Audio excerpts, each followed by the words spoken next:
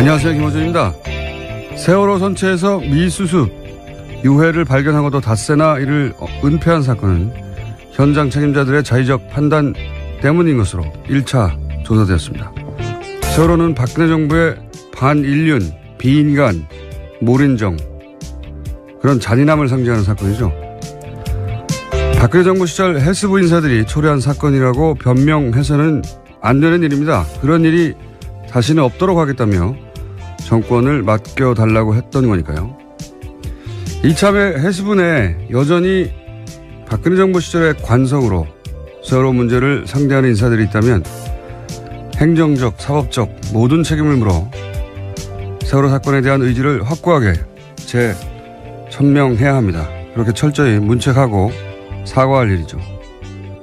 그러나 세월호는 교통사고다, 천문학적 비용을 낭비한다, 특조위는 세금 도둑이다, 그렇게 유가족들을 모욕하고 조사를 방해하고 인양을 지연시킨 당사자들은 제발 입을 좀 다물어 주세요.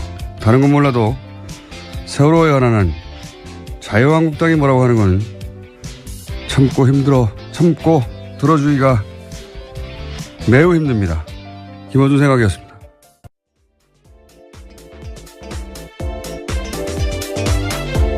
시사인의 김은지입니다. 네.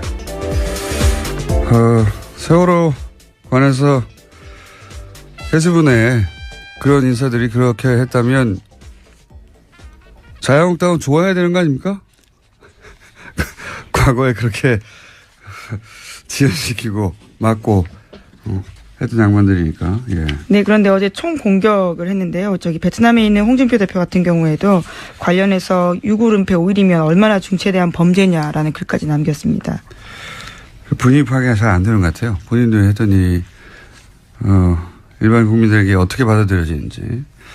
유가족들도 입을 좀 다물라고. 네, 페이스북에다 각각 썼는데요. 유경근 씨 같은 경우에는 자신의 페이스북에다가 자유한국당은 그 더러운 입에 세월호의 세자도 담지 말라라는 이야기까지 썼습니다. 몇 년간, 자신들이 한 일이 뭔지 잘 모르는 건지, 모르는 척 하는 건지, 모르는 척 하는 거겠죠. 예. 이건 공감대를 전혀 형성할 수 없는 발언이라, 말을 하면 할수록 욕을 먹게 돼 있습니다. 자, 첫 번째 뉴스는요. 네, 어제 김관진 전 장관이 풀려났다라는 소식 전해드렸는데요. 이와 관련된 후폭풍이 큽니다. 이명박 전 대통령을 향해 가던 댓글 수사에도 차질이 불가피해졌다라는 전망이 나오고 있는데요. 한겨레신문에 따르면 검찰 조사 때 김관진 전 장관 같은 경우에는요, 이 사건이 제가 된다면 모두 자신의 책임이라고 이야기했다고 합니다. 그런데 구속 적부심 심사에서는 180도 달라진 태도를 보였다라고 하는데요. 김 전 장관은 사이버 심리전을 지시했을 뿐 정치관여 댓글 작성 등을 지시한 사실이 없다라고 발뺌했다고 합니다. 제가 왜 2주 전부터 조중동이 왜 김관진 참군인 기사 쓰냐고 내내 몇 번이나 하루 이틀도 아니고 똑같은 논리로 돌아가면서 매체가 계속 기사를 쓰고 있다고. 이거 어디서 그렇게 쓰라고 한 거 아니냐고 몇 번이나 얘기했지 않습니까? 예. 그런 이유가 있어요. 구속 적부심 청구를 했고, 그것도 굉장히 이례적인 일인데. 그런데 그 이후부터 계속 그런 기사를 쓰거든요. 그래서, 누군가, 근데 이상했던 건 그런 기사 쓴다고 석방되는 게 아니에요. 예. 석방되기 불가능하다. 법조인들도 다 그렇게 전망했고. 그런데 다만 누군가 김관진 석방을 엄청나게 원하는구나. 예. 그래서 조중동 어디 모여서 같이 의논하냐고 계속 제가 얘기를 한 건데, 저는 반성합니다. 왜 반성하냐면, 그래도 설마 구속 적부심을 통해 석방이 되겠는가. 예. 그래서 이거는 여론 작업을 통해서 김관진 석방되더라도 여론 저항감을 좀 줄이고, 또 구속 적부심 인용 결정하는 판사 부담도 줄이고 그러려고 하는 거다. 이런 말은 제가 못했어요. 왜냐하면 설마 이렇게 해가지고 정말 석방하려는 정치 작업일까, 여론 작업일까. 역시 저쪽 분들을 상대할 때는 설마라고 생각하면 안 된다. 반성한다. 예, 어제 법원 판단 내용에 대해서 좀 나왔는데 한겨레 신문을 보면 법원에서는 증거인멸 조사를 앞두고 증거인멸 가능성에 대해서도 이렇게 이야기했는데요. 조사를 앞두고 다른 조사 대상자에게 연락해서 궁금한 사항을 물어보는 것은 본능의 영역이다라면서요. 김관진 전 장관 쪽에 손을 들어줬다라고 합니다. 예, 뉴스공장에도 나온 바가 있는 김기현 전 과장 같은 경우에 관련된 내용을 폭로하자 김관진 전 장관을 비롯한 당사자들의 통화가 아주 많았었는데 이에 대해서 이렇게 판단한 겁니다. 증거인멸도 다 본능의 영역이죠. 다 없애버리고 싶죠. 원래 도망가는 것도 본능의 영역이에요. 거짓말하는 것도 본능의 영역이고. 훌륭합니다. 예. 이 사안 관련해서는 저희가 굉장히 중요한 사건이라고 봐요. 예. MB의 반격. 예. 그런 맥락에서 저는 이해하고 그래서 저희 어제는 또 수능이어서 연결을 못했던 저희 전담 영장 해설판사 이정열 판사 연결하고요. 그리고 법리적 관점에서 한번 짚어보고 또 그리고 이걸 뭐랄까요 의혹의 관점에서 주진우 기자하고도 연결해 봅니다. 김관진 전 장관과 관련된 혐의들 한번 짚어보려고 합니다. 예. 그리고 앞으로 설마라는 생각하지 않고 예. 이런 생각이 들 때마다 계속 문제 제기만 했거든요, 제가. 이 사람들 이러는 거는 이상하지 않냐고. 근데 이 얘기를 했었어야 하는 건데, 구속 적품심으로 설마 석방시키려고 하는 겁니까? 이런 질문을 했었어야 되는 건데, 에이, 설마 그렇게까지 생각했던 제가 잘못했습니다. 네, 그래서 같은 혐의로 댓글부대 관련된 혐의로요. 지금 구속되어 있는 임관빈 전 국방부 정책실장 같은 경우에도 어제 구속적부심사 청구했다라고 합니다. 그래서 오늘 같은 형사합의 51부에서 심리를 열고 구속이 합당한지 판단해서 석방 여부를 결정한다고 합니다. 이 논리 제공도 지금 조중동에서 열심히 하고 있어요. 김관진 전 장관은 부하들 구속돼 있는데 어떻게 적부심 신청하냐고 막 거절했다고 개뻥을 치고 있어요. 네, 그런 보도들이 일부 나왔습니다. 네, 그렇게 뻥을 치고 겨우 설득했다라는 취지 이야기고요. 겨우 석방돼서 나가라 이걸 통해서 본인이 싫다고 그런 걸 겨우 설득했다는 겁니다. 부하들이 있는데 내가 어떻게 나가냐고. 그리고 또 곧이어서 이 부하가 이제 또 신청하는 거죠. 예. 아주 잘들 놀고 있어요. 제가 그 똑같은 주제로 대여섯 번을 계속 거론했던 이유가 이거였는데 설마 이럴 줄 몰랐습니다. 네, 또 이명박 전 대통령 쪽 입장도 나왔는데요. 채널A를 통해서 보면 사필 기정이란 반응이라는 건데요. 한 측근은 이렇게 말합니다. 예상한 대로 석방됐다면서 검찰이 정신을 차려야 한다라고 이야기했다고 합니다. 이게 MB 측에서 즉각 나온 반응이에요. 사필 기정. 누가 사필 기정이라는 건지. 이건 굉장히 중요한 사건이라고 봅니다. 저는. 이렇게도 빠져나갈 수가 있구나.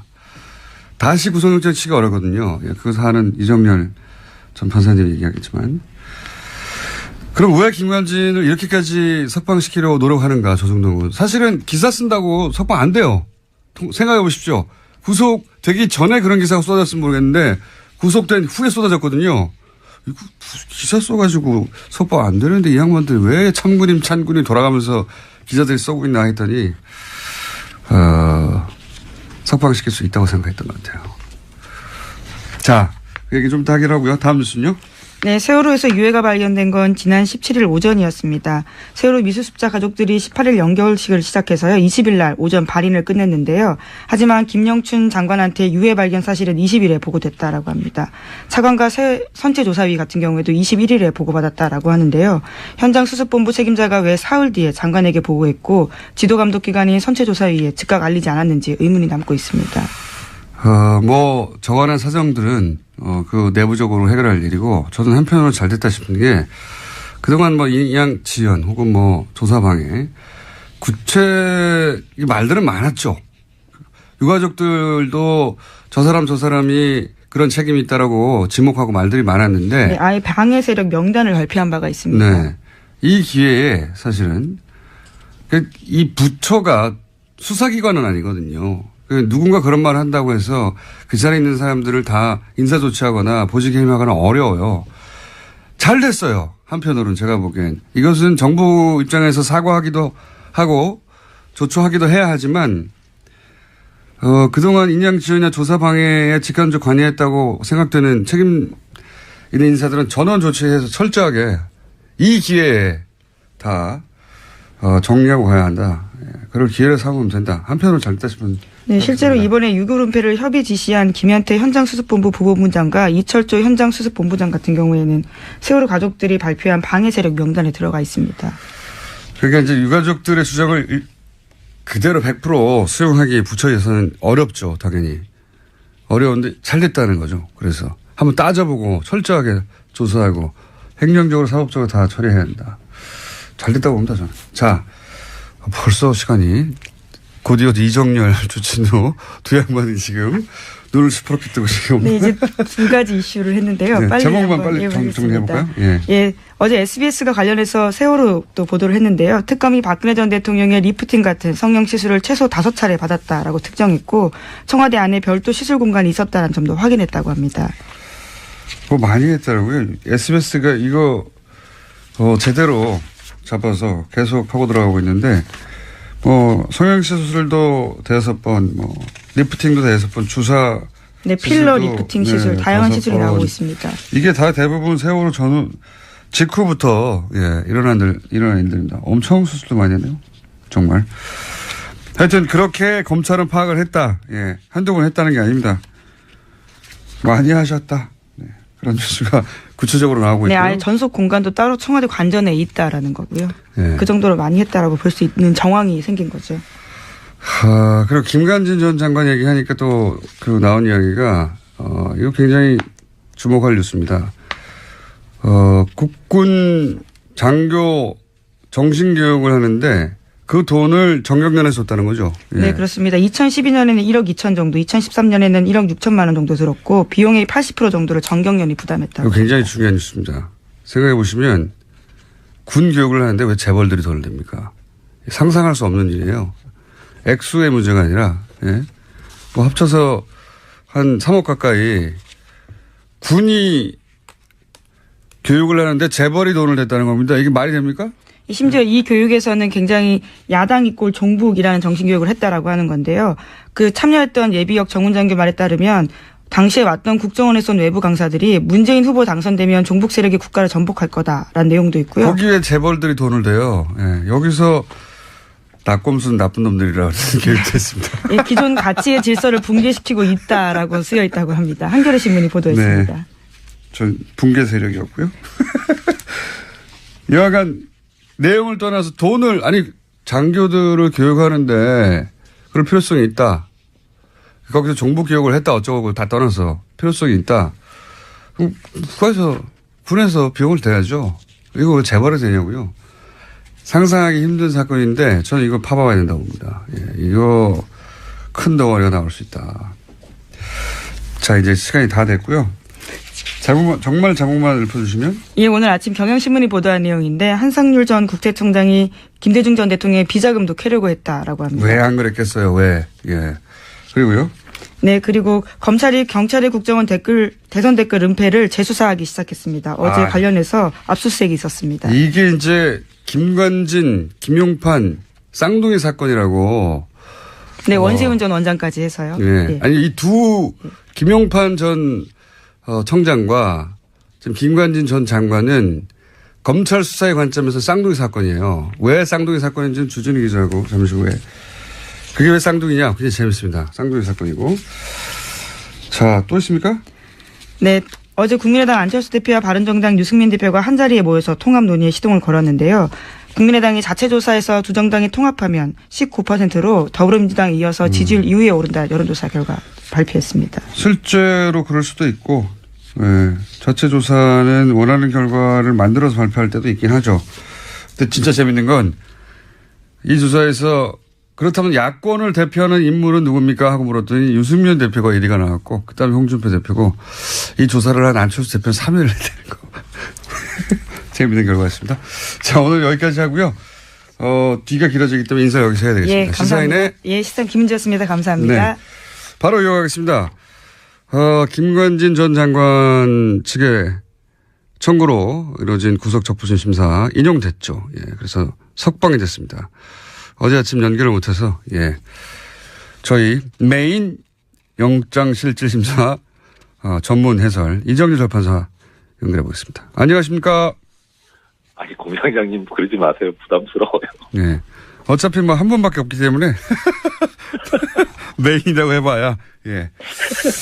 자, 일단 이 영장 판사도 해보신 분이고 판사 생활 부장판사 하셨던 분으로서 자 이렇게 법원이 특별히 변화된 게 없는데 네. 예를 들어서 질병이 났다든가 아니면 뭐 합의를 했다든가 또는 뭐 네. 기타 새로운 증거가 나온 게 없는데 그대로인데 이렇게 구속적부심 심사에서 인용되는 경우가 얼마나 있습니까?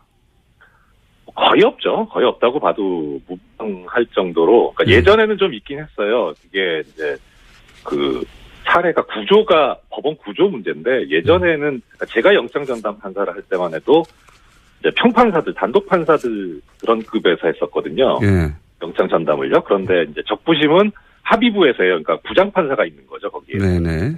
아무래도 급수가 이제 부장판사가 높잖아요. 예. 평판사보다. 그러니까 단독 판사가 본 거를 이제 부장판사급에서 볼 때, 뭐 잘못됐을 수도 있다 해가지고 바꾸는 경우가 왕왕 있긴 했어요. 근데 과거에는, 예. 예. 근데 과거엔 그랬는데 이제 검찰에서 평판사들이 하는 건 너무 좀 어리지 않냐, 판사급이 낮지 않냐 해가지고 지속적으로 이의 제기를 해서 요새는 거의 부장급에서 하거든요. 네.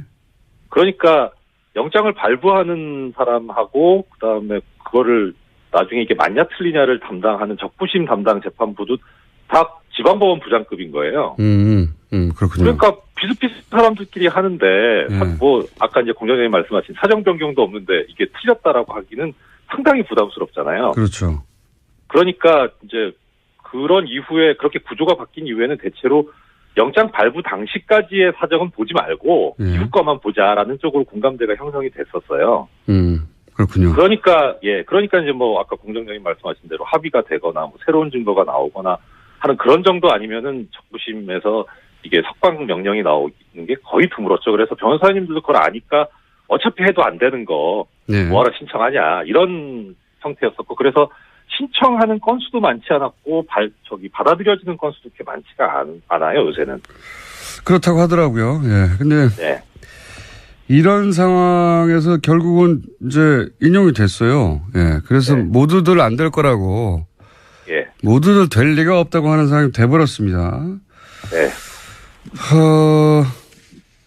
여기서 경험자로서, 또 과거 내부자로서 정말 이상한 점들만 좀 정리해 주십시오. 공장장님, 뭐 어차피 시간이 부족하니까. 네. 항상 부족해 하는 인생이었지 않습니까, 우리가? 핵심 요약을 해주십시오. 예, 법리적으로 말씀드려요? 이상한 걸 말씀드려요? 이상한 걸 말씀해 주십시오. 알겠습니다. 네, 이상한 걸 중심으로. 이상한 거? 일단, 지금 서울중앙지법 같은 경우에는 아까 말씀드린 대로 이제 적부심하는 담당자하고 영장 전담하고 급이 비슷하다 그랬잖아요. 네네. 근데 중앙지법 여기는 좀 구조가 특이해가지고 예. 형사수석부에서 이제 적부심을 담당을 하는데 이 형사수석 부장이 지방법원 부장판사가 아니고 고등법원 부장판사예요. 예. 급이 높아요. 여기는 높다. 예, 높아요. 그런데 이 중앙지방법원 형사수석 부장 자리가 어느 자리냐면 그 영장 전담 같은 경우에는 일단 발령만 그 법원으로 내고 실제 그 안에서 어떤 업무를 담당할지는 그 법원장이 정하는 거거든요. 어허. 예, 그런데 다만 이제 우리가 알고 있는 거는 서울중앙지법쯤 되면은 워낙 이제 큰 사건들이 많이 가니까 대법원장 의중에 있는 사람이 간다. 예. 사실상 알고 있는 거지 법적으로는 그래요. 예. 근데 이 형사수석 부장 자리는 아예 대법원장이 찍어서 발령을 내는 자리예요. 그럼 양승태 대법관이 이전에 찍어서 발령했던 분이다? 그렇죠. 이건 뭐 법적으로 그렇게 돼 있는 거니까. 예, 예. 근데 지금 이제 서울중앙지법 형사수석 부장인 신광열 부장이 올해 2월 달에 형사수석 부장이 되거든요. 예. 예, 이 형사수석 부장 자리가 정말 얼마나 막중한 자리냐면은 이 자리를 거쳐간 사람들이 대체로 법원 행정처를 거쳤다가 대법관이 돼요. 뭐 예를 들어서 전에 그 법관 블랙리스트 얘기 나왔을 때 주범이라고 지목됐던 임종원 법원행정처 차장도 이 서울중앙지법 형사수석을 거쳤거든요. 대단한 요직이다.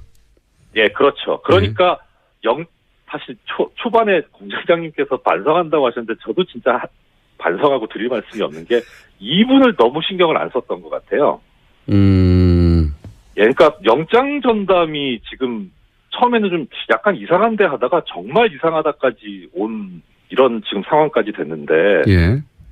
그런데 하물며 영장 전담도 그런 수준인데 수석부장이면은 이건 이제 정말 뭐 말할 수가 없는 거죠. 그야말로. 그러니까 저희가 지속적으로 지난 몇 달 동안 다뤘던 영장 담당 판사도 이상한 판결을 한다. 이상하다. 네. 양승태 전 대법관의 인사들이 그쪽 의중이 담긴 어떤 판결을 내리는 게 아니냐. 계속 이런 얘기를 해왔는데 네. 이분은 더하다는 거죠? 그렇죠. 네. 그래서 이게 그러니까 뭐 어떻게 뭐 법리적으로는 말씀을 드리려면 드릴 수는 있는데 뭐 그건 얘기 안 하기로 했으니까. 그런데 그게 아무리 합리적으로 설명해도 이해가 안 가는 부분은 급이 달라서 그러면 사정 변경이 없어도 적부심 받아줬다라고 하면은 예. 그러면 이게 이런 김관진 전 장관 같은 사건 말고 일반 사건도 그래야 될 거 아닙니까? 예예. 근데 일반 사건도 안 그래요. 그냥 비슷비슷해요. 이 적부심에서 받아들여주는 석방해주는 비율이. 예. 그러면은 이건 좀 급이 달라서의 문제는 아닌 것 같아요. 뭔가 다른 게 있는 것 같아요. 다른 게 있는 것 같다. 예, 아마 그 다른 점은 주진우 기자님께서 나중에 잘 설명을 해주시지 않을까 저는 그렇게 생각이 되고 그래서 사실 이 법리적으로 여러 가지 말씀을 드릴 수는 있지만 저는 의미가 없을 것 같아요. 그럼 예, 법리의 문제가 아닌 것 같다. 예, 그런 느낌이 상당히 많이 들어요. 그래서 일단 제일 관심이 가는 거는 이제 아까 김은지 기자님도 말씀해 주셨는데 그 김관진 전 장관의 하급자가 지금 자기도 적부심 신청했다는 거잖아요. 네. 이게 관심이 가요. 이거 어떻게 할 건가. 이게 이제 그 다음 여론을 보고 결정할 수도 있겠죠. 이거 어떻게 되어가나. 그다음 또 하나 관심 가는 게 전병헌 전 수석이에요. 그러니까요. 예, 그러니까 이 김관진 논리대로 하면은 전병헌 뭐 이건 영장 당연히 기각돼야 되거든요. 어떻게 되는지 한번 보죠. 예. 그러니까 이 두 가지를 보고 정말 그야말로 정말 반성을 해야 되겠구나라는 생각을 해요. 설마는 없다. 예. 형사 수석 부장이 누구냐의 문제였던 것 같다. 요약하면 예. 법리의 문제가 아니라 이렇게 간단하게 정리를 하셨습니다. 네. 오늘 여기까지 듣고요. 나중에 시간 주세요. 네. 다시 한번 할게요. 오늘은 할 일이 많아가지고요. 핵심만 짚었고요. 다시 한번 연결하겠습니다. 이거 저희는 계속 관심 가지고 지켜봐야 할 사건인 것 같아서. 예. 맞습니다. 지금까지 법무법인 동안의 네. 동안의 사무장 지역이요. 사무장으로 일하고 계신 이정열 전 부장판사였습니다. 감사합니다. 예, 고맙습니다. 네. 이번엔 이어서 여보세요? 김문지 기자하고 인사 안 했나요, 제가? 네? 네, 김문지 기자하고 인사 안 했답니다. 자, 그러면 김문지 기자 안녕히 가세요. 아니요, 사실 옆에서 조용히 있었는데요. 아까 네. 인사했습니다. 아, 그래요? 예. 아니, 저희 PD가.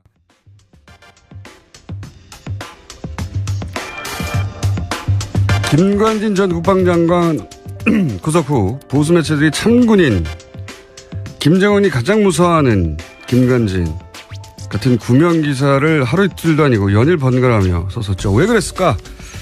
김관진 전 국방장관의 여러 혐의 관련해 취재를 해온 주진우 기자 연결해 보겠습니다. 안녕하십니까? 안녕하십니까? 예, 관련 취재 오래 해온 사람으로서 김관진 석방이 이제 법리적 판단 이외에 어떤 사유가 있을 수 있다고 그런 의혹을 가지고 계십니까? 네네. 석방 이유가 댓글 관련 서류에 수백 차례 결제만 했을 뿐 지시가 없었다는 것인데 상명하복의 군 특성상 있을 수 없는 일이고요. 네, 그건 뭐 상식적으로.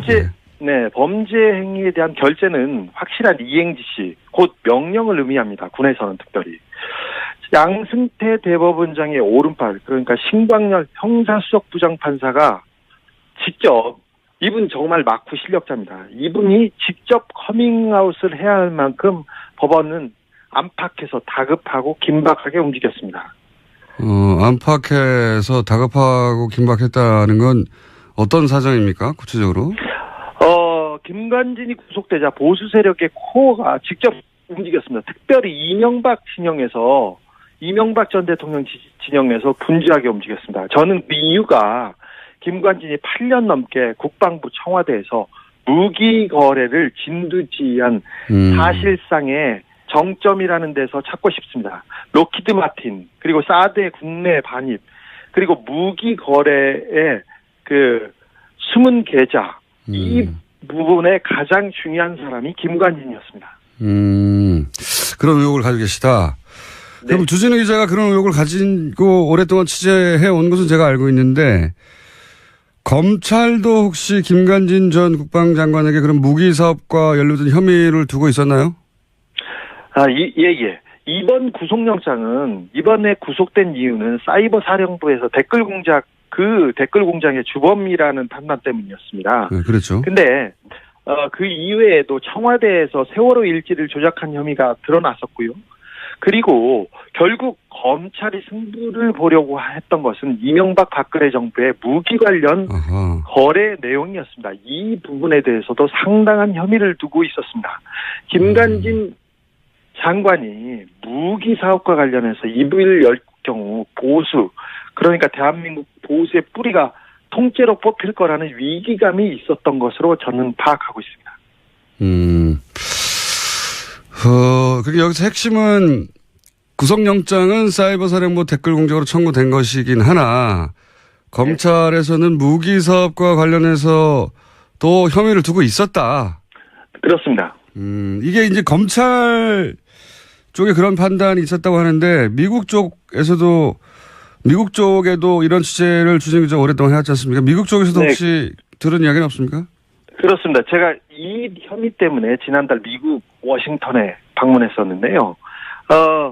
미국 그 정부 관계자들도 이 부분에 대해서 조금 깊이 보고 있습니다. 김관진 청와대 전 안보실장이 박근혜 탄핵 이후에 지난 1월과 3월에 미국에 급히 방문했었어요. 그때 사드 배치를 당겨달라 이런 얘기가 있었지만 뒤에서는 여러 다른 방산 업체와 관련된 작업에 있었던 것으로 미국 정부 관계자들도 증언하고 있습니다. 그러니까 사드를 신속히 배치해달라고 갔지만 그렇다면 그 결정은 미국의 정부 관계자가 하는 일인데 정부 관계자만 만난 게 아니라 방산업체 관계자들과도 따로 만났다. 예. 그래서 방산업체 관계자들과의 만남에 대해서 미국에서도 기본적으로 들여다보고 있다. 관계 당국들이. 김관진 전 장관을 어느 업체와 특별히 로키드 마틴과 특별히 결탁된 사람으로 보고 있었습니다. 미국에서도. 예. 국내에서도 그런 얘기는 많이 나왔습니다만 확실한 물증이 없다 보니까 이제 그런 의혹만 여기저기서 제기되고 말았는데 미국에서도 그런 혐의를 두고 있다. 네. 김관진 장관이 워싱턴에 머물렀을 때 로키드하고 그때 결탁된 것으로 그리고 여러 가지 한 2년 정도 가족과 함께 머물렀죠. 네, 그렇습니다. 그래서 그때 만났다. 가족과 김관진 장관의 뒤를 봐주고 여러 가지 친밀한 관계에 있다는 것은 명확한 것 같습니다. 알겠습니다. 미국에서도 그런 혐의를 두고 관계 당국이 들여다보고 검찰도 그런 의혹을 가지고 있다. 그래서 이 무기 사업 8년이나 핵심 요직이 있었으니까 이명박 박근혜 정부 시절 특히 이명박 정부 시절에 요직 인사들이 김관진 전 장관의 구속을 굉장히 불안하게 바라봤고 그리고 움직임이 있었다. 이렇게 파악하고 계신 거죠? 예. 이명박 정부 시절부터 그러면 무기 사업에 관여를 했다고 했는데 무기 사업 말고 이명박 정부 시절에 어떤 역할을 한 겁니까? 김관진 장관이? 사실 김관진 장관이 노무현 정부 때는 전시작전권 환수만큼은 확실하게 자기가 하겠다 이러면서 큰 소리 치고 다녔어요. 그런데 이명박 정부 들어서 국방부 장관이 되자마자 갑자기 바뀝니다. 그래서 예비군 훈련 사격장에 김정일, 김일성 사진을 막 걸어놓고 거기를 관역으로 삼아서 막 사격을 하라고 하는 식으로 하고 도발하기 시작합니다. 그리고 강경 발언을 마구 쏟아냈습니다. 그런데 이때 참군인 하지만 참 정치군인의 길을 걷기 시작했다고 저는 봐요. 근데 이때 가장 김관진 장관이 신경 썼던 부분이 북한 부분이 아니었고, 기무사와 사이버 사령부를 동원해서 민간인 사찰을 하고 댓글 공작을 하는, 그러니까 정치적인 길을 걷는 것에 가장 큰 공을 들였어요. 그래서 뭐 낙곰수를 종북방송으로 규정하고 사찰당하고 공격했고 뭐 저희들 그랬었습니다. 근데 이분이 가장 큰 일을 했던 것은 뭐냐면 2012년 대선 때 서울고 동문 원세훈 전 국정원장하고 이렇게 짝을 이뤄서 대선에 본격적으로 개입했습니다. 군을 동원해서. 원세훈 국정원장과 서울고 동문이에요? 네, 그렇습니다. 재밌는 그래서 얘기네. 네, 국정원장하고 이 그 국방부 장관이 세트가 돼가지고 그 불법 대선 그 개입 이 부분에 대해서 가장 큰 그 역할을 했습니다. 그래서 이게 가장 큰 범죄 행위라고 보고 있습니다. 그러면 박근혜 정부에서도 계속 요직에 동용됐던 건 어떤 연유입니까? 아니, 대선에서 박근혜 당선에 1등 공신을 했지 않습니까? 그래서 일단 기본적으로 점수를 땄겠죠. 군인을 동원해서 직접 대선 개입에 나섰습니까? 그런데 사실 이 부분은 진짜 메가더가 오더라도 대선 개입을 했다면 구속되는 게 맞습니다. 그런데 당연하죠. 이 부분은 이명박 정부 당시에 그 김관진 장관은 그 김용판 전 서울청장과 더불어서 박근혜 문고리 4인방, 그러니까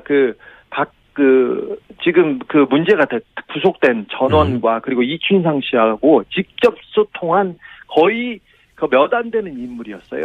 아, 그래요? 김관진 장관은 정윤회를 형님으로 모시는 유일한 사람이라고 정윤회가 형님으로 모시는 유일한 사람이라고 정유라가 증언하기로 했었죠. 그러니까 정유라 씨의 증언에 따르면 정윤회 씨가 형님으로 모시는 분이 김관진 전 장관이고, 그렇다는 얘기는 사실은 문고리 그때 당시에는 4인방이죠. 이춘상 씨 보좌관. 네, 그렇습니다. 돌아가시기 전이니까 문고리 4인방과 직접 소통했던 사람이다. 네, 직접 소통한 몇 안 되는 사람입니다. 자, 김용판 청장 얘기가 나와서 그러는데, 네. 김용판 전 서울청장이 국정대권 은폐 관련해서 대법원 무죄를 받았잖아요. 근데 어제 갑자기 그 수사 라인 압수수색을 검찰이 했어요. 이 압수수색이 방금 이야기한 내용과 관련이 있습니까? 그렇습니다. 박근혜 정부 하에서도 국정원 대선 개입 의혹을 수사했습니다. 근데 당시에 그러니까 대선 개입하고 그다음 발표 이런 부분이기 때문에 그 수사선상에 김용판 전 서울청장이 올랐었는데, 당연히 올랐는데. 그때 청와대에서 압력이 굉장히 거셌습니다. 그리고 보수 진영에서도 마찬가지고. 그런데 어느 정도였냐면은 원세훈 전 국정원장은 잡아가도 구속해도 되는데 김용판만은 안 된다고 굉장히 거세게 막아섰습니다. 김용판 청장을 구속할 경우 김용판이 직접 나는 가만히 있지 않겠다는 메시지를 여기저기에 흘렸습니다. 그래서 청와대가 직접 나서서 검찰을 막아 세우는 그런 단계까지 단계까지 갔었습니다. 근데 굉장히 거센 압박이었습니다. 김용판 청장 자신을 구속할 경우에 내가 가만히 있지 않겠다. 이런 메시지를 여기저기 얘기했고, 그래서 결국 여기저기서 압박이 있었고 검찰은 놔둘 수밖에 없었다. 뭐 이런 취지네요. 말하자면. 네, 불구속 기소할 수 있습니다. 네. 근데 이 김용판 청장 무죄 건과 지금 김관진 전 장관 이 석방건이 쌍둥이 사건이라고 얘기들을 하고 있는 걸로 저는 알고 있는데. 네네. 그랬다는 얘기는 김관진 전 청장이 지금 뭐 보수 매체에서 보도되기로는 자기는 구속 적부심 하지 않으려고 했는데 하도 권유해가지고 할 수 없이 했다. 뭐 상관인 자기가 혼자 나갈 수 없다고 거절한 것을 뭐 이런 식으로 굉장히 미화되고 있는데, 그러면 김관진 전 청장도 뭐랄까요, 자신의 구명을 위해서 이런저런 얘기를 했다. 뭐 이런 정보가 있습니까? 그렇습니다. 김관진 전 청장이 구속적부심 청구를 반대했다는 TV조선이나 조선 쪽에 보도가 있었는데 정반대였습니다. 정반대. 김관진 전 장관이 자신을 이렇게 그 안에 둘 경우 가만히 있지 않겠다는 메시지가 강하게 전달된 것으로 그런 소문이 그쪽에서는 났었습니다. 사실 조선일보하고 중앙일보가 나서서 사설과 기사를 연일 김관진이 구속되면 김정은만 좋아할 일이라고 대서특필하지 않았습니까? 계속했죠. 그래서 동아일보까지. 예. 네, 그렇습니다. 김관진을 그 모함받아 그 옥에 끌려가는 이순신으로 거의 승격하기도 했는데 이거 말도 안 됩니다. 그 참군인 김정은이 무서워하는 군인 이런 이미지는 사실 군에서 군 사이버사에서 김관진이 직접 만들었던 일들이에요. 말들이고 자신을 우상하기 위해서 포스터 만들고 쇼 벌이고 이거 조선일보가 다시 얘기하고 아니 세상에 어떻게 군이 자국민 민간인을 공격하는데 북한이 왜 두려워합니까? 감사하고 우습죠. 자. 사실 이거 말도 안 되는 경우. 네, 그만 흥분하고요, 주진 기자. 네. 자, 후속 취재 내용 나오면 특히 이제 미국 취재 내용이 좀 구체적으로 나오면 이 사를 다시 한번 짚어보기로 하고 오늘은 여기까지 하겠습니다. 여기까지요? 네. 아니, 저는 흥분해가지고 지금 다른 네. 얘기를 못 하겠는데. 자, 들어가세요, 이제. 지금까지 시사인의 주준희 기자였습니다. 네. 시사인의 주준희 기자였습니다. 인사했는데 인사도 안 할 거라 말했네요. 예. 자, 오늘 코너가 많습니다. 이게 급합니다. 프란다스의 개주. 예, 안홍구 전 청장님 나왔습니다. 안녕하십니까. 예, 안녕하십니까. 시간이 짧기 때문에 네. 바쁘게 달려보겠습니다. 여러 가지 사건이 많이 일어나고 있습니다. 예, 지금. 그렇습니다. 예. 가만히 있질 않네요. 저쪽도 당연히. 그렇습니다. 예, 가만히 있질 않고. 우리가 설마 하는 수준으로 생각하면 안 될 것 같아요. 반성을 제가 또 한번 했습니다. 설마는 없다고 제가 스스로 말하면서도 이게 어떻게 될까 싶었는데 그게 되네요. 항상 생각하는 상상 이상입니다. 보니까. 자, 플랜더스 개. 이게 이제 드디어 오픈됐나요? 어떻습니까? 예, 지금 홈페이지가 내주 수요일입니다. 수요일이고. 기다리다 목이 다 빠지겠어요. 예, 그리고 일단 이게 주식 평가가 돼야 되거든요. 예. 주식 평가가 돼서 이제 캔코에서 경매에 이제 그 공매에 내놓아야지 저희들이 살 수 있기 때문에 일단 그 사이에 지금 계속 준비를 하고 있는 중입니다. 아니, 그렇다 하더라도 예. 지금 이제 막 이렇게 기다리다가 예. 이번 주 되겠지 하다가 지쳐가는 분들을 위해서 빨리 해주시고요. 자, 오늘 주제는 시간이 7분밖에 안 남았네요. 자, 오늘 주제는 다스를 승계하고 있다. 예. 그런 얘기 이제 단편적으로 우리가 몇 가지 얘기했는데 예. 유형별로 싹 정리하셨다면서요. 예, 유형별로 정리를 했는데 아마 그걸 이야기하면 오늘 아마 시간이 절대적으로 부족할 것 같고요. 이렇게 보시면 될 것 같습니다. 지금 우리나라 대기업이나 그 돈을 가진 분들이 2세들한테 물려주기 위해서 하는 모든 방법들이 이 다스에 다 찾을 수 있다. 예를 들면 이제 그 유형 자세한 부가 설명 못 하시더라도 유형이 대충 어떤 게 있습니까? 유형을 보자면은 이제 처음에 그 시드머니를 만들어주죠, 보통. 그건 이제 삼성의 방식이었죠. 예, 삼성의 아들한테 60억 줘가지고. 그렇죠. 16억만 세금을 내게 한 다음에 그걸로 몇 조를 만들어버렸죠. 그렇죠. 결국 삼성을 먹었어요. 예, 지금 회장 승계를 했죠. 승계 작업이 끝났고. 삼성 방식인데 이제 그거는 이제 안 통하게 됐죠, 지금은 사실. 재벌. 이제 전부 다 눈이 있으니까요. 다 보는 사람들이 많고. 재벌 사이즈에서는. 그런데 이제 또 다른 경우에는 보면 그 기술이 있는 중소기업들을 그 기술 이전을 받기 위해서 이제 납품을 시키죠. 그래서 납품을 다 받고 난 다음에는 그 기술을 탈취해서 그 회사를 납품을 끊어버리면 그 회사는 이제 망하니까. 오사를 하니까. 그러면 그 회사를 인수해버리고. 예, 그러니까 좋은 기술 있는 중소기업을 먹는 거죠. 그렇습니다. 예. 처음에는 일감을 줘가지고 막 이제 키운 다음에 갑자기 끊어가지고 어려움을 처하게 만든 다음에 싹 먹어버리는 거. 그렇습니다. 예, 그런 방식. 그리고 뭐 그 일감을 또 그 계속 몰아주기 해서 일감 몰아주기에 대해서는 지금 증여세를 물리고 있습니다. 일감을 몰아줄 경우에는.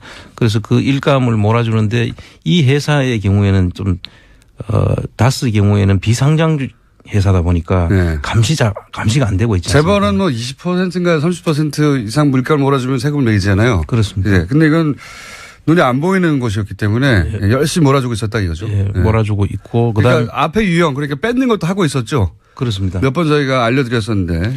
근데 그 작은 그 회사를 만들어 가지고 실질적인 그 다스의 계열사들을 같이 붙이는 작업. 그러니까 위장 계열사들을 합병을 하는 거죠. 또 하나의 방식은 위장 계열사 합병. 그 전번에 그 다원이라는 것은 100만 원에 이제 인수를 하는. 예, 600억짜리 매출을 일으키던 회사였는데 예. 인수를 100만 원에 했죠. 그렇습니다. 같은 편이거나 아니면 일부러 어렵게 만들어서 뺏었거나 둘 중에 하나. 그렇습니다. 하여튼 그런 일이 또 일어나고 있고 그 대기업이 하던 일 방식인데 이제 대기업이 오랜 세월 개발해온 노하우들.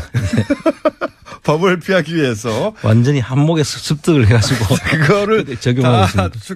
적용을 해가지고 그러니까 다스가 워낙 주목을 많이 받고 예. 이명박 전 대통령의 주식은 하나도 없고 그런데 회사는 물려줘야 되겠고 이런 고충이 있다고 상정을 해보면 예. 방법이 뭐가 있겠냐. 그렇습니다. 방법은 기존의 재벌들이 수십 년간 개발해온 노하우들을 총동원해가지고 승계하는 작업을 실제로 우리가 모르는 사이에 하고 있었는데 예. 그게 2014년도부터 시작이 되는 것 같고요. 2015년도에는 SM이라는 회사를 이시영 씨 그 등기회사 유일한 그 등기회사. SM이라는 회사를 하나 세우면서 이 작업을 시작한 거죠. 그래서 예, 하고 해외에는 지금 법정 대표를 다 바꾸고 있었지 않습니까? 네. 그 법정 대표를 바꿔가지고 중국에 있는 4개 회사 알짜배기 4개 회사는 전부 다 이시영 씨 100% 다스에서 출자한 회사고 나머지는 합작 회사들은 중국인이 이름으로 지금 돼 있거든요. 네. 그러니까 알짜 회사들은 다 이제 대표로 되어가고 있고. 그리고 인사를 다 하고 안에서는 또 CFO로서 자금을 전부 다 관리하는 쪽으로 네.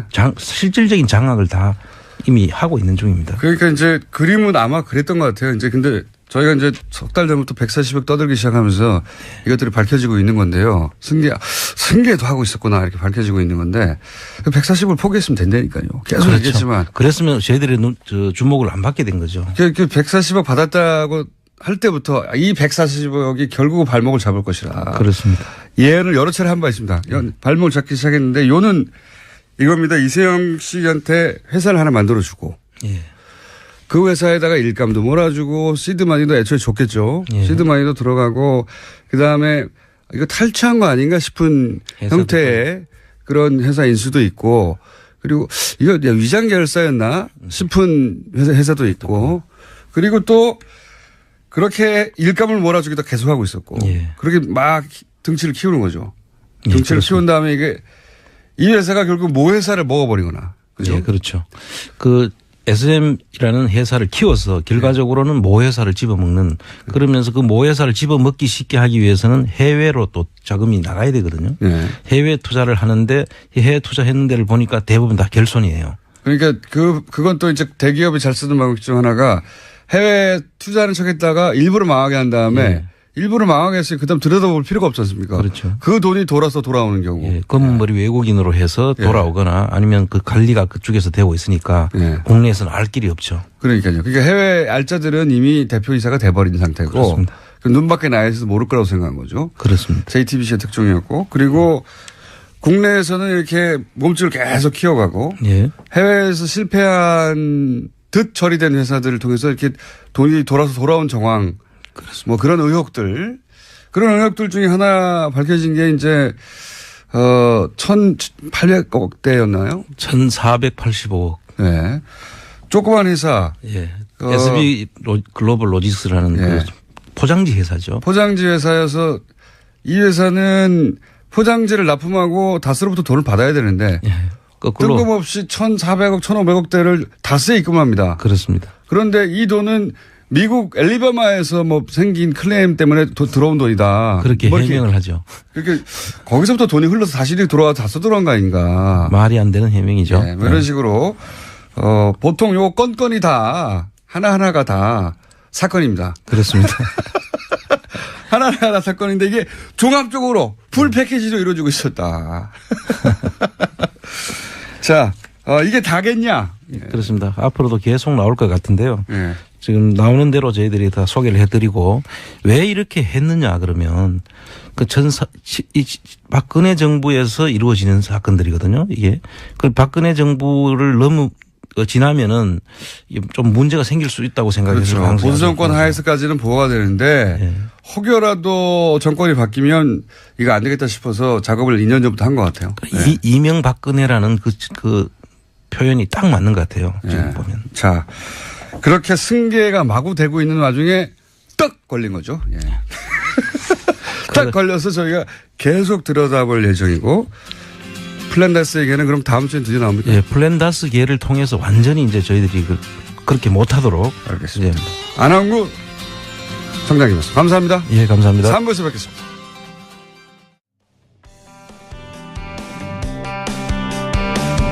지난주 저희가 이 시간에 인터뷰했던 분입니다.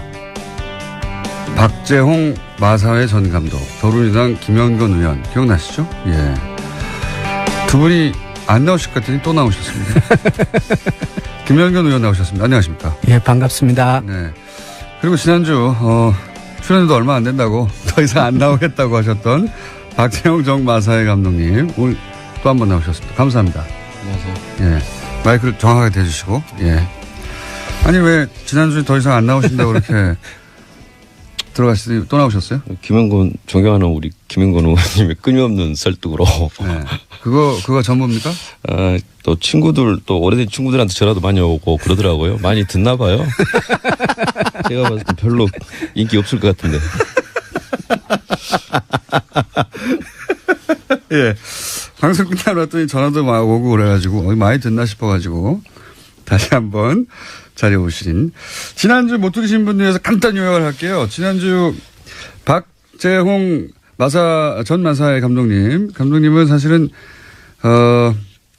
국가대표 감독의 자격 요건으로 사실은 최순실과 함께 독일에서 앞으로 오게 되는 것으로 알고 있었던 선수들을 훈련시키려고 최순실의 그 승마장, 독일 현지 승마장에 합류하셔서 준비를 하시다가 아니 이게 일이 뭐 제대로 돌아가는 게 하나도 없네 하고 돌아오신 분이에요. 3개월 만에. 근데 그 3개월 동안 겪었던 일들이 있는 거죠. 그리고 가기 위해서 있었던 일들, 예를 들어서 뭐 최순실 씨가 갑자기 전화 와서 독일로 와달라고 해서 아니 뭐 당신이 오라고 한다고 내가 갈 수 있는 게 아니다. 마사회 소속이고 얘기했더니 잠깐 기다려봐.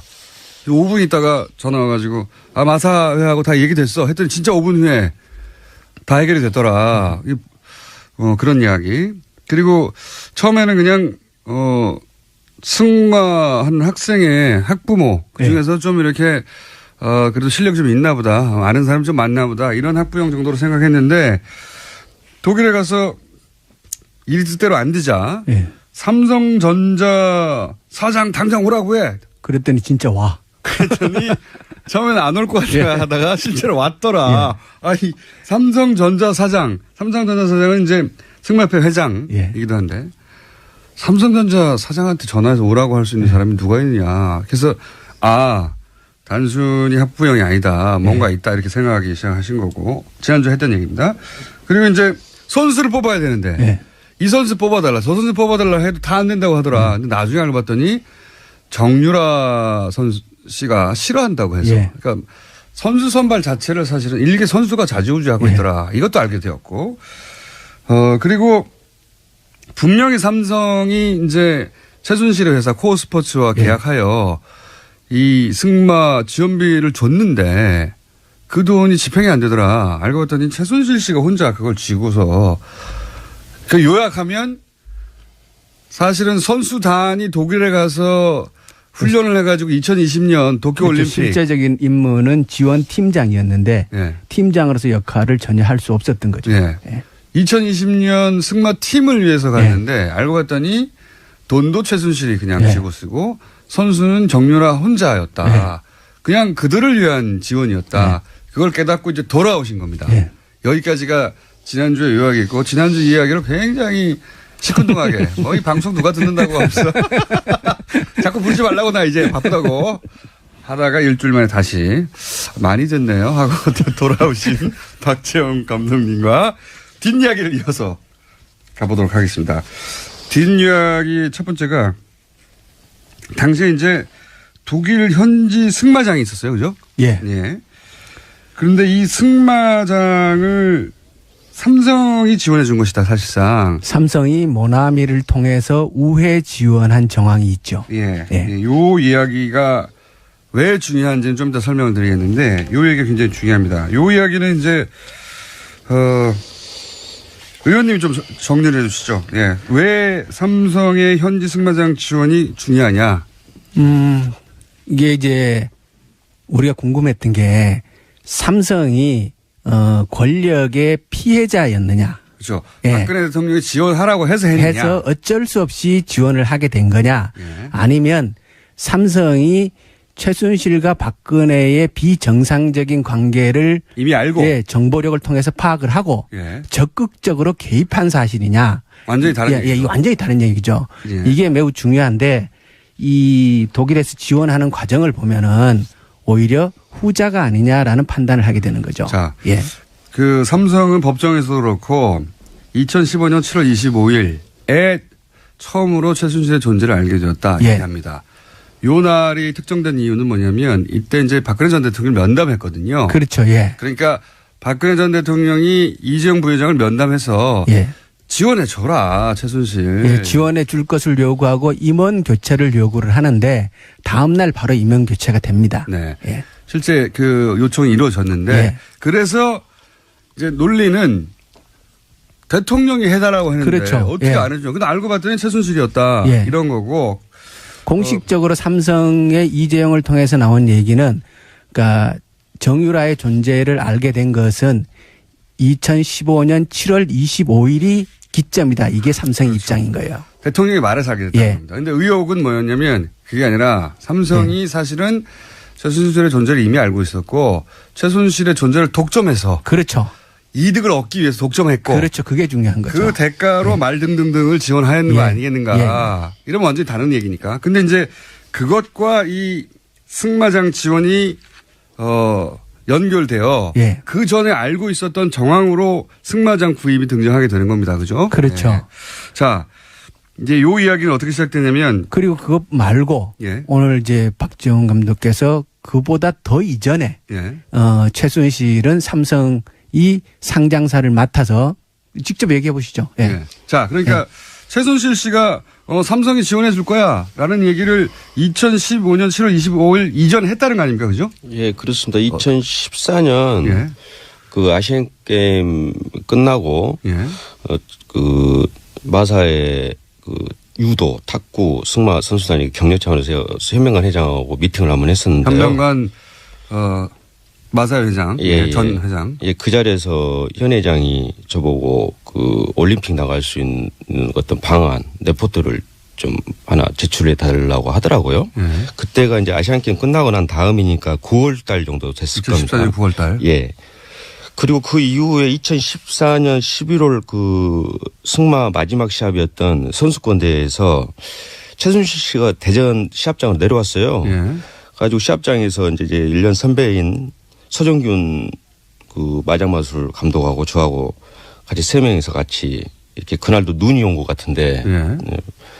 같이 이야기를 좀 했었는데 그 자리에서 삼성이 아마 그 회장사로 들어올 것 같다. 이미 알고 있었다. 예. 그러니까 그 이야기를 삼성이 꺼냈고. 사장사로 들어오는 거는 예. 15년도 3월이에요. 그러니까요. 3월인데 적어도 그 전에 4개월 이전에 4개월 이전에 알고 있었다는 거죠. 최순실이 삼성이 사장사를 할 거다 이렇게 얘기를 했다는 겁니다. 삼성이 스스로 마음을 먹기 전에도 알고 있었다는 거죠. 예, 예. 그러면 그 자리에서 SK도 들어오고 싶어 한다. 하지만은 삼성이 나을 것 같다. 그 이야기를 했었고요. 본인이 결정한 거죠. 예, 예. 그래서 저는 그냥 이 아주머니가 그 학부모 정도만 생각했는데 그냥 오지랖 넘는 사람이구나라고만 생각했었는데 이때쯤 벌써 상당히 실세구나라는 생각을 저는 하게 됐죠. 네. 그게 그러니까 삼성이 최순실을 알게 됐다고 하는 2015년 이전의 일이니까 거의 뭐 7, 8개월 전의 일입니다. 그렇죠. 예. 또 있다면서요. 이거 말고도. 그러니까 이때까지 나온 얘기는 15년도 1월 달에 김종 차관이 청와대에 갔을 때 박근혜 대통령이 그 정유연이 같은 학생은 특별히 키워야 한다. 처음으로 대통령 입으로 정유라. 그 이름 바꿨으니까 그렇죠. 정유라 씨 지원을 해야 한다는 말을 직접 듣고 이제 출석 갔다고 그랬죠. 그게 이제 나온 얘기인데 그보다 훨씬 더 전에 나온 거죠. 그러니까 삼성은 이런 정황들을 봤을 때 그러니까 피해자가 아니라 적극적인 공모자 내지 네. 오히려 주도자. 삼성에서 먼저 예. 접근했을 가능성도 따져볼 만한 예. 적어도 2015년 7월 20일에 처음 알았다고 하는 거는 예. 전면적으로 재수사하거나 검토해야 하는. 예. 그리고 사실은 저는 삼성은 이보다도 훨씬 더 전에 알고 있었을 것이라고 보는 겁니다. 왜 그렇게 보십니까? 왜 그러냐면 현명관 사장이 예. 2013년도 말에 이제 마사회 사장으로 가잖아요. 예. 가자마자 가장 먼저 했는 일이 뭐냐면 14년도 3월 달에 예. 다음에 봄이죠. 예. 그 마사회 마방을 예. 정유연에게 지원합니다. 마사회 마방을 특정 선수에게 지원하는 일이 있습니까, 감독님? 예, 그렇습니다. 그러니까 특정 선수에게 그렇게 지원하는 게 정상이에요? 저는 어느 정도 정상 그렇게 해야 된다라고 생각을 하는데 그게 훌륭한 선수라기는. 예, 정유라라는 게 이제 문제가 되죠. 예. 그렇구나. 예. 예. 왜 하필 정유라냐? 예. 그러니까 대표팀 선수가 예를 들어서 공기업 그 승마장에서 좀 트레이닝 좀 하자. 그렇다면 그건 당연히 이제 할 수 있는데. 협조적이야 하는데 그게 정유라였다는 게 문제가 된다라고 생각합니다. 그런 자격이 갖춰지지 않았는데 왜 정유라 선수를 이 현명관 마사 회장이 마사 회장 취임하자마자 특별히 대우해줬냐? 그렇죠. 현명관 가자마자 가장 먼저 했는 일이 정유연을 지원하는 일을 사실상 했는데 현명관 사장은 그 삼성물산 회장 출신이죠. 그렇죠. 그 삼성의 삼성맨입니다. 완전히 삼성 그 뼛속까지 삼성맨이거든요. 그러니까 정경련 부회장을 했고 그리고 삼성 출신으로 마사 회장이었던 사람이 이미 정유연을 특별 지원을 했었다. 예. 그러니까 이미 그 현명관은 자기가 간 이유를 알고 있었던 것이고, 그래서 그 정유연을 지원했는데 그런 상태의 그 뼛속까지 삼성맨이 그 삼성에게 그것을 보고하지 않았다라는 거는 상식적으로 이해할 수 없는 거죠. 그러니까 네. 삼성맨이 마사회 회장으로 와서 제일 먼저 한 일이 자격 요건이 안 되는 정유라부터 지원을 했는데 어떻게 정유라와 최순실 그런 존재를 몰랐겠느냐 이런 말씀이신 그리고 거고. 그것을 삼성에 보고하지 않았을 이유가 없다 이렇게 보는 거죠. 이유가 없죠. 예. 정권의 핵심 그렇죠. 실세의 딸이라는 걸 알고 있었다면 그리고 또 이게 화제가 되는 게 전 마사 회장, 현명관 지금 얘기하는 현명관 전 삼성물산 사장이자 마사 회장을 지낸 이분이 이재만 청와대 총무비서관에게 충성서약 서면을 서편 아니죠. 자필로 편지. 손편지. 손편지. 편지를 보냈다면서요. 이게 내용이 간단하게 요약하면 뭡니까? 네. 제가 얘기할까요? 네. 감독님은 오늘 굉장히 다소곳하시고 방송을 많이 듣는다는 얘기를 듣고 나서. 아니, 저는 좀 제가 정확하게 파악하고 있는 내용만 말씀드리고 싶습니다. 네. 오늘 자세가 좀 다르네요. 방송을 존중하시는 자세로. 그러니까 이제, 현명관 사장이 16년도에 이재만 비서관에게 손편지로 열심히 하겠다. 그리고 대통령께서 관심사 가지고 있는 사항을 적극 지원하겠다. 아, 대통령께서 관심 가지고 있는 사항. 예. 그게 굉장히 함축적인 표현이네요. 대통령께서 설마 마사회 마방에 관심을 가지지 않으셨을 거고. 그런데 이게 이제 그런 편지를 썼군요. 그게 특검을 통해서 그리고 이제 우리 그 박 감독님께서 특검 조사를 받는 과정에서 직접 그 얘기를 들었다라고 이제 충성 편지. 특검이 이걸 파악했다 편지를. 그 얘기를 이제 저희들이 듣고 이게 이 편지가 진짜 있는 것인가를 확인해 봤어요. 확인해 봤더니 진짜 있어요. 충성서약 편지. 그러니까 문고리 3인방에게 충성서약한 편지가 있다. 문고리 3인방에 충성서약한 이게 뭐겠습니까? 박근혜 전 대통령의 충성서약한 그렇죠. 거죠. 그러니까 이재만 비서관을 통해서 박 대통령이 한 거죠. 박 대통령이 관심사항. 요 관심사항이 사실은 정유라 씨였던 것으로 지금. 왜냐하면 제일 먼저 한 일이 정유라한테 마방을. 그리고 그 시점이 왜 중요하냐면 마사회가 직접 현금 지원이 논의되고 어느 정도 그 금액까지 정해진 시점이에요. 요게 2013년입니까? 16년도. 이건 16년도. 네, 16년도 1월 달인데 지난번에 이제 그 김영규 부회장의 녹취록을 통해서 보면 마사회가 현금 지원을 하는 금액 협의가 쭉 진행되는 과정이 나오거든요. 그걸 이제 의원님은 잘 아시는 내용이라 쭉 말씀하시지만 그리고 한번 다룬 내용이긴 한데 기억이 안 나실 거예요. 그게 뭐냐면 지금 하는 얘기는 뭐냐면 승마협회뿐만 아니라 지금 정유라한테 다 지원했다 돈 갔다 뭐 이런 얘기들은 승마협회 얘기입니다. 승마협회.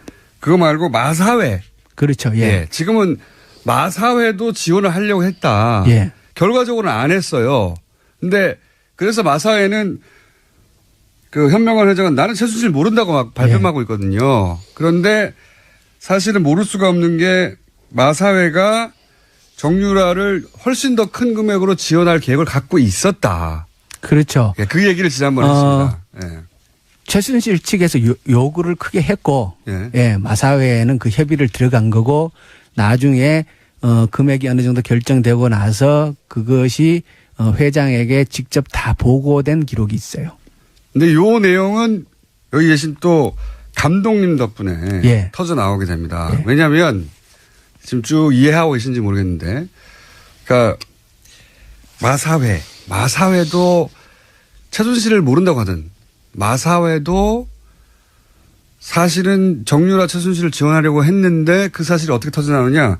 지금 이제 감독님이 독일에 갔다가 3개월 만에 이거 일 못하겠다고 도저히 이게 정상적인 지원이 아니고 최순실 지원이고 정유라가 마음대로 하는 거다 하고 이제 돌아오셔요. 돌아와서 마사회 돌아가야 되잖아요. 정상적으로 돌아가려고 그랬는데 이분이 잘립니다. 마사회에서. 한마디로 말하면 왜 잘린 거죠? 감독님? 이제 돌아오기 전에 독일에 있을 때 코아 스포츠에서 나와가지고 코아 스포츠와 감독 계약을 하자라고 해서 제가 정중히 거절을 했습니다.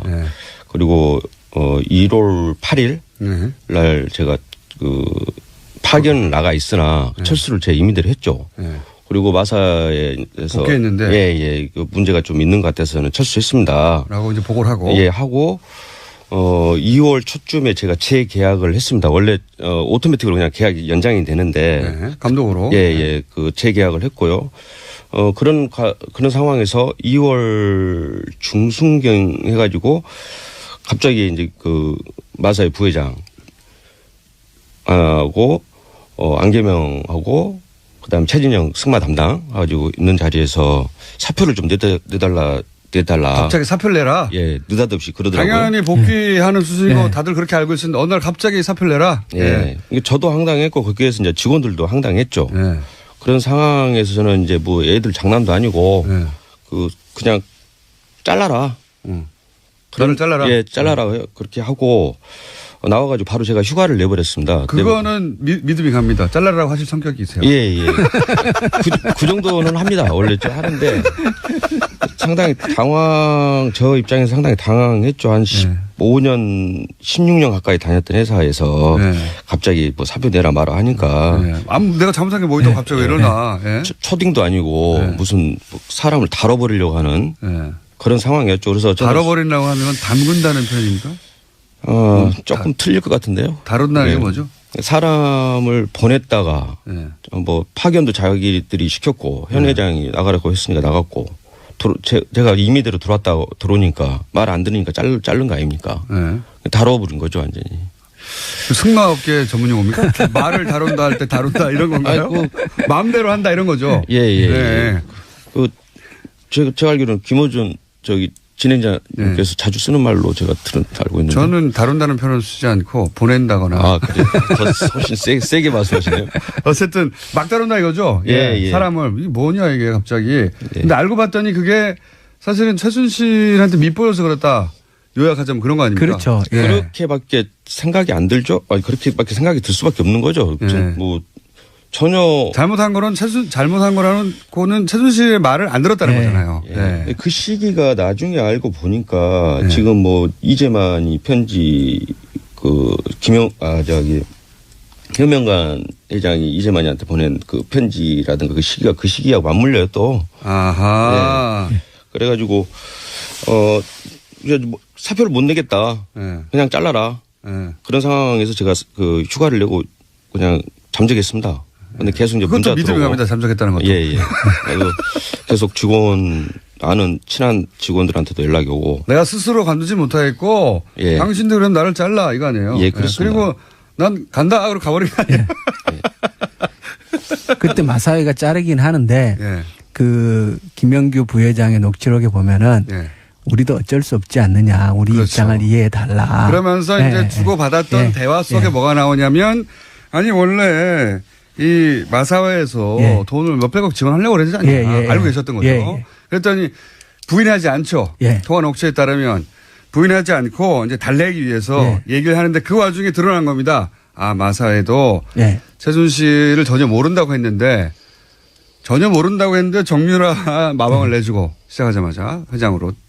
그리고 나서 계속 모른다고 했는데 몇십억이었죠? 200억 대였나요? 처음에 650억 얘기하다가 그다음에 뭐 250억, 125억 이렇게 가다가 나중에 이제 그때 최종적으로 40몇 억인가 20몇 억인가 지원을 약속하고 그게 구체적으로 진행이 되다가 우리 그 박 감독이 들어와 가지고 박 감독님은 그 내용을 아실 수밖에 없는 게 그 플랜 초안을 짜셨다면서요? 직접 초안을 짜셨다면서요, 감독님? 저는 이제 그 중장기 로드맵을 제가 그 기본적인 건 제가 작성을 했다라고 특검에서도 이야기를 했고요. 그래서 그럴 수밖에 없는 게 올림픽이나 이 아시안 게임을 공략을 하려면은 무슨 골프장 부킹해가지고 며칠 있다 나가는 것도 아니고 최소한 한 4년 이렇게 중장기적으로 이렇게 그 계획을 잡고 해야 되기 때문에 어느 팀의 감독이나 코치들은 이거를 꾸준히 예산을 받으려면은 중장기로 이렇게 계획을 짭니다. 당연히 그렇겠죠. 그리고 또 다른 분들은 뭐 행정하는 사람들은 모르잖아요. 전문적으로 좀 저희들이 해야지. 어떻게 훈련해야 되는지 플랜을 짜셨는데 그러니까 그 플랜 초기부터 그 플랜을 짰기 때문에 이 지원 계획을 알고 계셨던 거죠. 그래서 이제 대화 내용을 압축하면 아니 왜 나보고 나가라 그러냐. 그래서 이제 어쩔 수 없지 않냐 이런 대화를 막 오고 갑니다. 그러면서 이제 감독님이 얘기하는 것이 아니 이렇게 돼가지고 사실 그 지원 어쩌면 몇십억을 지원했을 일을 일이 이렇게 불거져가지고 지원 안 하게 됐으니까 내 덕분 아니냐. 오히려 회사가 그때 만약에 몇백억 혹은 몇십억을 최순실한테 지원했어 봐라. 마사회도 다 연루돼가지고 큰일 났을 거다. 이런 항변을 하죠. 맞습니다. 그렇죠. 사실 큰 일을 한 거죠. 마사회 입장에서 보면은 마사회가 최순실 게이트에 직접 더 깊숙이 빠져들고 돈도 지원하는 결과가 올 뻔했는데 박 감독 선에서 그 귀국하고 이제 일종의 거기서 깨진 거죠. 박 감독님이 그거를 막으려고 했던 건 아니에요. 그런데 서로 다투다가 당신 어떻게 나를 잘라? 내가 이렇게 구해줬는데 거기서는 아니 그건 맞는데 지금 일이 이렇게 되니까 얼떨결에 의인이 되신 분입니다. 아니 막으려고 했던 건 아닌데 아니잖아요. 말씀을 약간 이상하게 기분 나쁘게. 네, 막으려고 했던 건 아닌데 결과적으로 내가 막았지 않느냐. 맞아요. 이런 대화를 하다가 들켜버린 거죠. 제가 생각보다 상식적이에요. 상식에 맞는 행동을 하는 사람인데 너무 상식에 어긋나고 있을 수 없는 상황들이 너무 벌어지니 그냥 제 임대로 철수를 한 겁니다. 그러면서 이제 항변을 하는 그 통화 속에 실제로 돈을 지원하려고 했던 내용이 나와버린 거죠.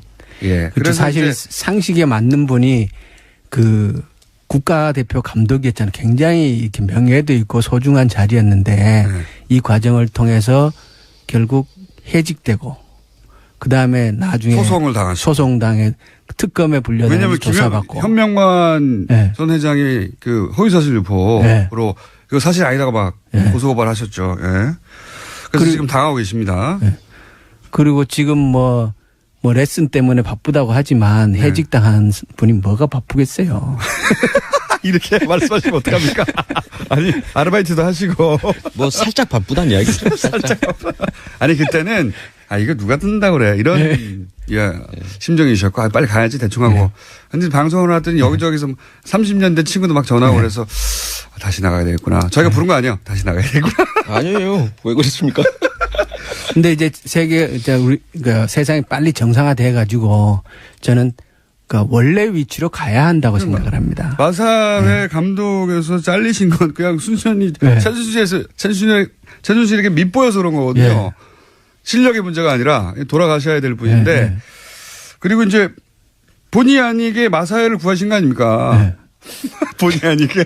그리고 얘기를 들어보니까 예. 이 승마 쪽은 예. 국제대회에서 성적을 내는 연령이 40대 이후래요. 아, 오히려요? 예, 왜 오히려. 그렇습니까? 그러니까 그게 이제 그 종목별로 다 조금씩 다르겠지만은 제가 승마에서는 무식한 이제 소리 들은 장애물을 구분 못 해가지고. 예. 좀 그 부분은 확실하게 좀 해주셨으면 좋겠습니다. 네. 네.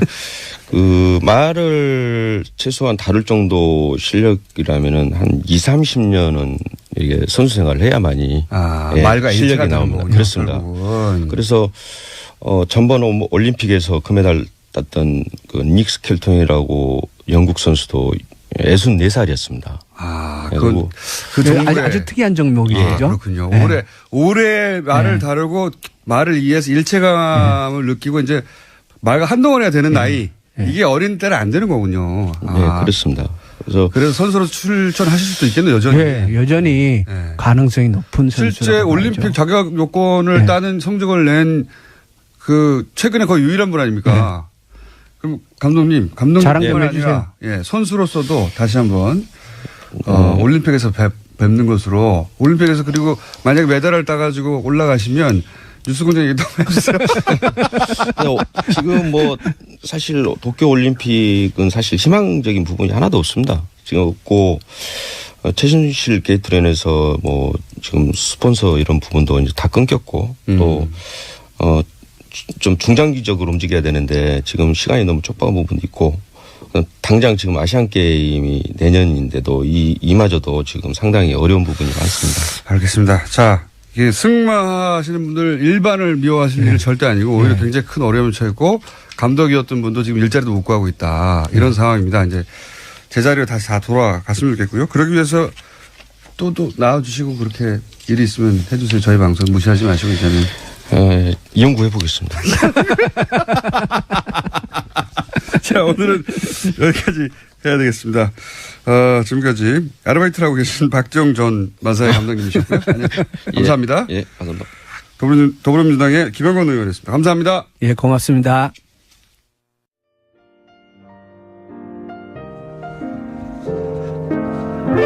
불친절한 AS. 예. 제발 가라 하와이. 이 음악 지겹다. 예, 문자 많습니다. 말씀드렸죠? 그 문자는 TBS 사장님에게 보내달라고. 예. TBS 사장님 전화 인터뷰 해주세요. 물어봅시다. 보내줄 건지 말 건지. 그리고 이제 김은지 기자한테 제가 인사를 2번을 시켰나 봅니다. 공장장은 저 정신 상태로 어떻게 매일 생방을 할 수 있는가. 이런 문자 오셨고. 그리고 이제 김관진 전 장관은 참군인이 아니라 참 정치군인, 참치군인으로 불러야 되겠습니다. 네. 이런 문자도 있었습니다. 그 외에 하와이 문자가 굉장히 많네요. 감사하고요. 알슈타트의 로컬 다스비어. 진짜 다스비어가 있군요. 알슈타트는 오스트리아에 있는 아주 예쁜 도시인데 여기에 가 계시네요. 아니면 알슈타트에서 나오는 그냥 맥주 이름인가요? 예, 정확하게 모르겠습니다만 다스비어가 실제로 존재합니다. 이름이 DAS비어. 잠비아에 있는 잠비아어로 리바니아 아베네바 다스가 다스 누구 겁니까? 라고. 근데 이분이 이제 수녀님이어서 다스 실인 소유자가 밝혀지길 매일 기도하신다고. 잠비아에 계신 수녀님 감사합니다. 여기까지 하겠습니다.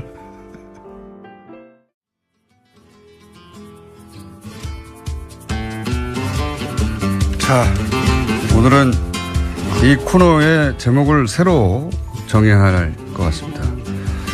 황교익 씨 나오셨습니다. 안녕하십니까? 예, 안녕하세요. 네. 황교익입니다. 막 칼럼니스트가 이제 마음에 안 든다고 불쑥 지난주에 얘기하셨더니 엄청난 문자가 쏟아졌어요. 막 칼럼니스트 마음에 안 드니까 어마어마한 이름들이 왔습니다. 마타도어, 혀리케인, 마탁 다식자, 혀준, 혀장금, 현안설원, 혀르가즘. 혀가 날아든다. 혀갈량. 만나다의 왕. 예. 고난의 막군. 예. 만마미아. 마테랑. 막가이브. 막가이버. 마추픽추도 있고. 기미교육. 맛자르트. 기미교육. 예. 맛파더. 맛물리에. 예. 맛마미아. 예. 뉴스공장 청취자들의 수준이 그대로 적나라하게 드러나는 네. 순간이라고 저는 생각을 합니다. 얼마나 이 해악이 넘칩니까? 일단 오늘은 뭘로 하고 혀준으로 해볼까요? 혀장군. 혀준 황교익 선생. 일단 오늘은 이걸로 채택해 보겠습니다. 하루. 네. 예. 혀준 황교익 선생님. 그러니까 저 같은 일을 하는 그 사람이 조선 시대에 예. 그 한 분이 벌써 계셨어요. 아, 그래요? 예. 누가요? 그 허균 선생. 이야, 비슷하네. 허균 선생의 후에 혀준. 그 허균 선생이 그 1611년에 낸 책이 그 도문대작이라고 있거든요. 예. 그 도문대작이 이제 그분이 이제 평소에 드셨던 음식 중에 정말 맛있었다라고 생각하는 그걸 갖다 목록으로 이렇게 만들었어요. 네. 그래서 조금 아주 자세하지는 않지만은 어느 지역에 지역별로. 어떤 게 맛있다. 이 그 허균 선생의 이 굉장히 잘 살은 집안이거든요. 그러니까 허란선언하고 같은 예. 자매 형제죠. 그래서 그 워낙 부자로 잘 살았고 뭐 관직도 웬만큼 모르고 네. 뭐 이러면서 이제 아주 많이 드셨나 봐요. 잘 드셨나 봐요. 그러다가 근데 이제 그때 잘 먹었다는 뭐 양반이고 또 직위도 있고 돈도 있었으면 잘 먹긴 했겠지만 딱 음식을 주제로 이렇게 남기는 거는 드물지 않습니까? 드물죠. 그 당시에 양반들이 그러죠.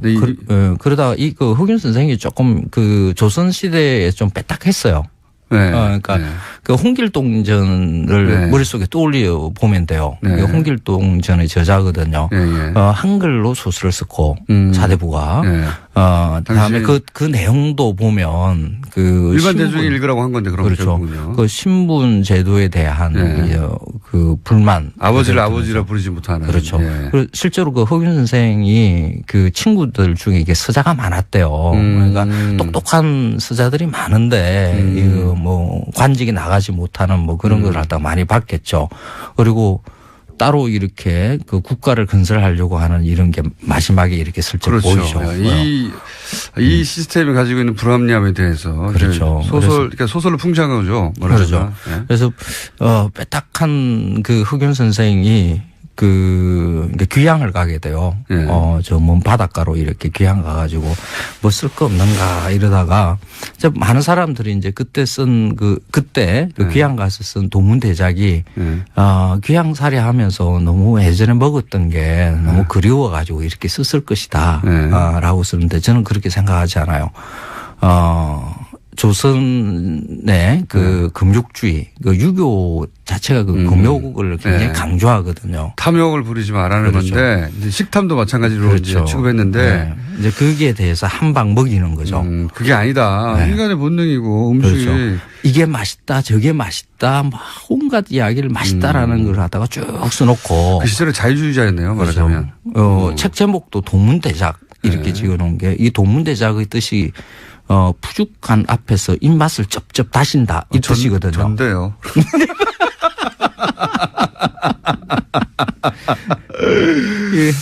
그 양반이 그 푸죽한 앞에서 입맛을 쩝쩝 다시고 있는 그것을 모습을 이렇게 상상을 해보면 그거는 양반의 품위를 완전히 잃는 거거든요. 본인에 대해서 굉장히 솔직하고 불합리에 대해서 이제 풍자하고 재능도 많고 그랬던 분이군요. 매력적인 분이었네요. 그렇죠. 그러니까 저는 일종의 그때 당시에 그 조선 시대에 한 방 먹인 일종의 포르노그라피.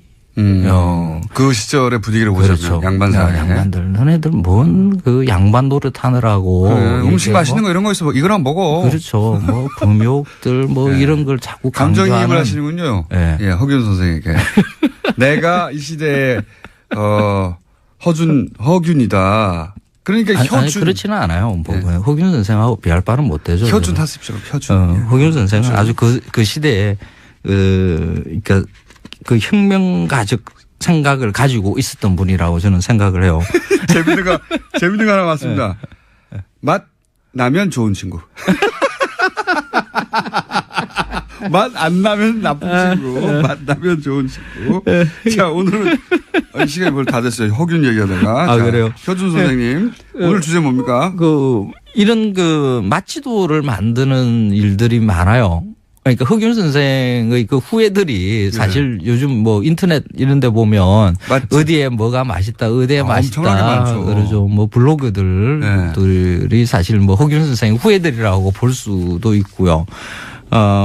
그리고 이제 이게 조금 더 진화해서 요즘에는 여러 사람들이 같이 만드는 작업들도 가능해요. 공동 작업으로 지도를 만든다? 네, 공동 작업.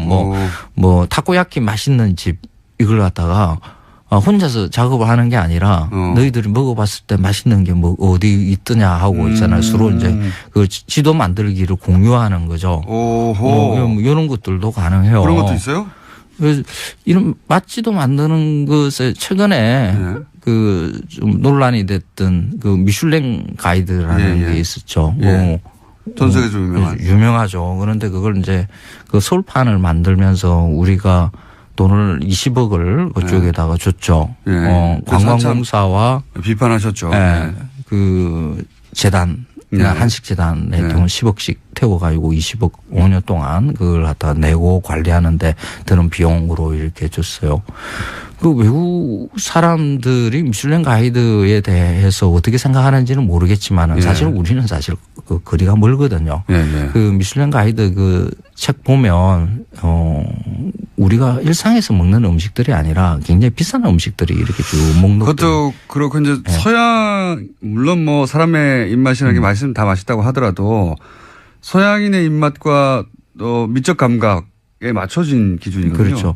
그리고 거기에서 점수를 매기는 사람, 이 사람이 누구인지가 비공개예요. 맞습니다. 그리고 어떻게 점수를 매겼다라는 것들 그것도 또 비공개예요. 그러니까 완전한 비공개 상태에서 그냥 식당만 찍거든요. 야, 그러면서 그걸 믿으래. 저는 진짜 안 믿기거든요. 그래서 제가 사실 가장 많이 믿는 진실되게 믿는 것은 사실 이 블로그 같은 인터넷 공간에서 블로그 중에서 이제 이 장사의 냄새가 나는 건 싹 빼고 실제 개인들이 직접 발로 찾아가지고 그런데 한 음식점이 여러 사람이 이렇게 블로그가 계속 쌓여 있다. 믿을만한 거죠. 믿을만해요. 그러니까 블로그들 중에서도 이제 돈 받고 쓰는 분들이 계세요. 그거는 이제 금방 표시가 납니다. 맞습니다. 사진들 집에 들어갈 때부터 이제 태가 나요, 태가. 간판 일단 있고요. 홀 전경 찍고요. 죄송합니다. 음식 없는. 뭐 하나 또 와가지고 혐잇 썸씽이라고. 수준 좀 올려주세요. 너무 애로하네요. 혐잇 썸씽. 그런데 그러니까 맛지도라는 것을 우리 대중들이 좋아하는 이런 음식으로 서로 이렇게 정보들을 이렇게 쌓다 보면 진짜 그게 나오지 않을까 이런 생각들도 많이 해요. 집단지성, 그러니까 이제 초창기 모델은 말씀하신 대로 개인들이 가서 블로그를 작성하고 그게 차곡차곡 쌓이고 어떤 개인은 굉장히 다양하고 전문적으로 쌓이게 되죠. 거기서 좀 더 발전해가지고 근데 여기 이제 문제점은 그 사람의 취향이 특별히 작용했을 수도 있고요. 그렇죠. 취향이 많이 작용을 할 수밖에 없죠. 그렇죠. 저 같은 전문가가 하는 거와는 조금 또 다른 그렇죠. 그런 기준도 좀 다를 수 해요. 있고 매운 걸 특별히 좋아한다 이럴 수도 있고. 근데 그렇죠. 이제 이런 말씀하신 집단지성을 이용한 맛지도는 가장 많은 사람들이 이제 추천한다든가 찍는다든가 이런 게 표가 날 거 아닙니까? 그렇죠. 그렇죠.